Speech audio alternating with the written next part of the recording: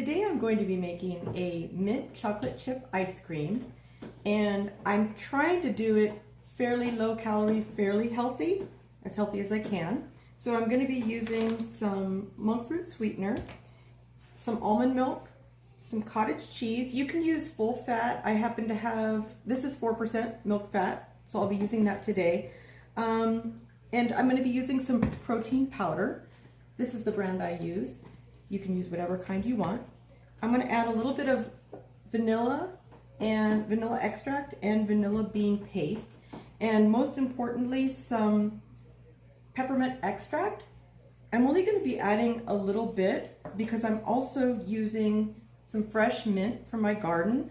I'm just going to throw that in, so there'll be little flecks in the white. I don't like to use food coloring in general, so I'm going to just add a few leaves of the mint, and there's two different kinds of mint here. I think there's spearmint and some other kind of mint, I'm not sure. And then I'm going to put, as mix-ins, I'm going to cut up, I don't really like chocolate chips because they kind of stay hard, so I'm going to cut up these 0-calorie Hershey's mini bars, put them in as a mix-in, but I'm only going to mix it in the top half because if you mix it in the whole thing, then the second time you freeze it, it's just going to get more and more dark as you go. Another option, you can mix in anything. I mean, you could do like peppermint patties or like the Girl Scout Thin Mints, but that makes it not as healthy because it adds calories. Another option you could do would be to melt the chocolate and then to add some mint extract to that, and then to pour it in so you have little flecks. So these are all different options. I think the first time I make it, I'm just going to chop up the chocolate. So since I'm using the monk fruit, I tend to think it's better when it's cooked. So I'm generally not cooking this recipe, so I'm just going to take about 1/2 cup of the monk fruit and mix it with some almond milk, and I'm going to put it in the microwave to cook it for maybe just 30 seconds, just to heat it up.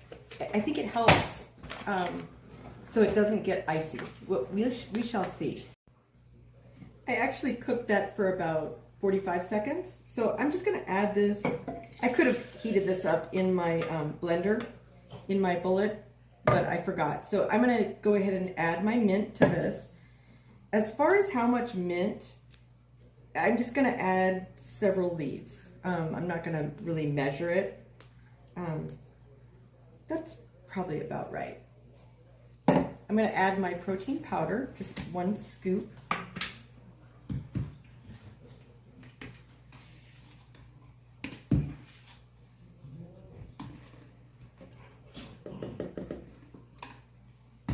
Vanilla. Just a little. I like a lot of vanilla, actually. I want it to have a vanilla paste, a vanilla base, and a really strong vanilla base, and then to have the mint on top of that. I'm also going to be adding some vanilla bean paste.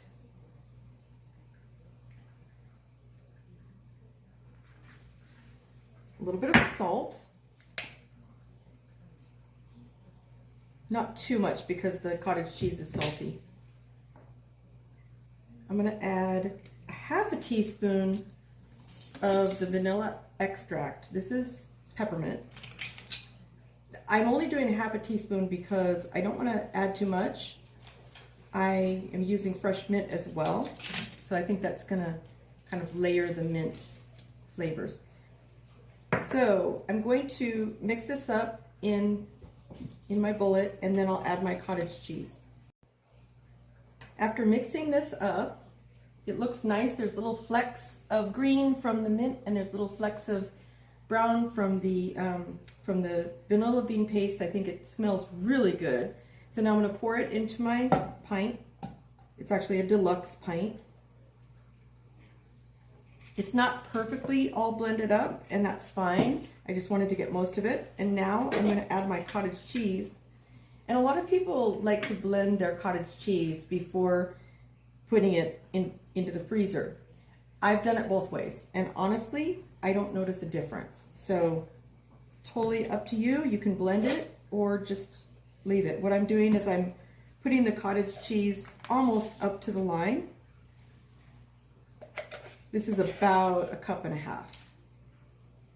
That's just how it worked out.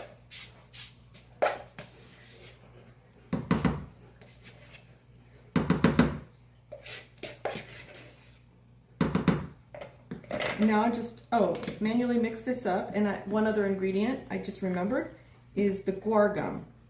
That's an optional ingredient that I like to add to most of my ice creams, depending on what I'm mixing up. It really helps with emulsification, so it's not icy. So I'm going to add about 1/8 teaspoon.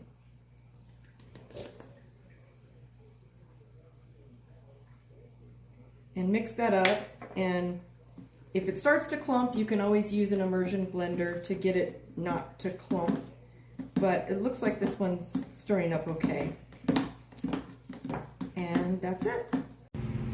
This has been about 24 hours. I'm ready to spin it, and I've got my chopped up chocolate. I don't like chocolate chips in my ice cream because they tend to get hard. I don't know what it is about the chocolate chips that I buy. So I actually use just little mini, these happen to be no sugar, dark chocolate, and I just chop them up small. It's subjective how small you want them. I tend to like little flecks in my mint chocolate chip ice cream. If you like bigger chunks, then make them bigger because it's gonna get a little smaller. But first I'm gonna spin this, and it's always a question on what to spin it on. I believe I could spin this on either ice cream or light ice cream. I decided to do this one on light ice cream actually because I used a lot of very light ingredients. I used cottage cheese and almond milk. Not a lot of fat in there, so the light setting was the way to go. And now I've got room to put my, I'm gonna make a little well. There kind of already was a little well, but I'm gonna make it a little deeper. And I'm gonna put my chocolate in. I put about, I don't know, it was like 3 mini dark chocolate bars and cut up for half the container. I decided to only spin half today because I've had a lot of ice cream today. So I'm gonna do this on the mix-in and it should be ready.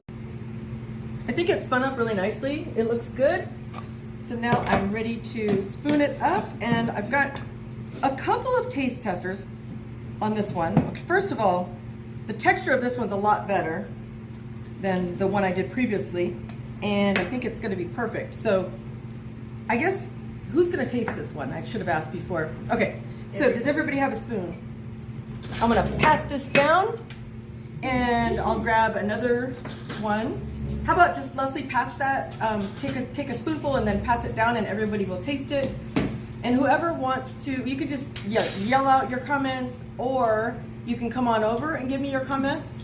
The face is, what? Too minty. Too minty, okay. Too minty. Yeah, Too minty. okay. So on But this one, I cut down the amount of mint, but I used mint from the garden, which turned out to be super minty. So probably like the amount of mint, I'd probably suggest 3/4 teaspoon of mint with no garden mint. Because Because it tastes like toothpaste, right? It is. It's the wrong kind of mint. Right. I can get the vanilla a little bit. The vanilla's nice. Right. Okay, good. So that would be the suggestion. Now the texture's good on this You one. need to try it. Yeah, too. I'll try it too. Thank you.